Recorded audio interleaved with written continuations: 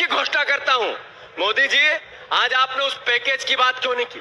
उस झूठ का जो आपने बोला था बिहार वासियों को क्यों नहीं बताया आपने? मैं मोतिहारी की उन चीनी मिलों की चीनी से चाय मीठी करके पी के जाऊंगा जब मेरा संकल्प पूरा होगा। आपने बिहार के सामने पिछले चुनाव में कहा था, क्या हुआ उन चीनी मिलों का?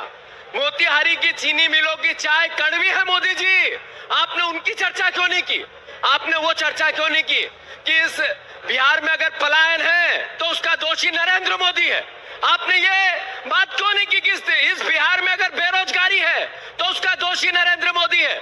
आपने ये बात क्यों नहीं की कि अगर ये क्राइम है तो ये नीतीश कुमार की सरकार के कारण है?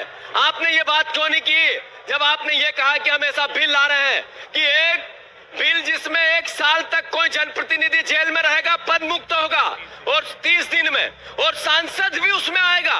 तो आदरणीय मोदी जी, अगर सांसद भी उसमें आएगा तो फिर आपका एक मंत्री यहाँ का जिनेश मिश्रा मंत्री क्यों बना हुआ है?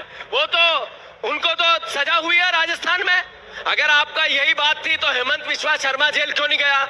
आपकी यही बात थी मोदी जी, तो आपको बताना पड़ेगा कि आपने घट्टी पीसिंग जिस उप मुख्यमंत्री के लिए कहा था शरद पवार जी के भतीजे के लिए, उसका क्या हुआ? अजीत पवार का वो आज मंत्री बना क्यों बैठा है?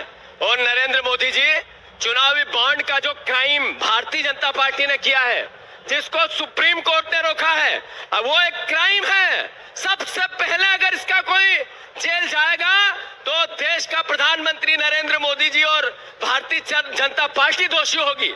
इन लोगों को सबसे पहले पद मुक्त होगा। साथियों, इन सारी बातों से सिर्फ एक बात स्पष्ट होती है, देश को गुमराह करना है और वोटों की चोरी करनी है।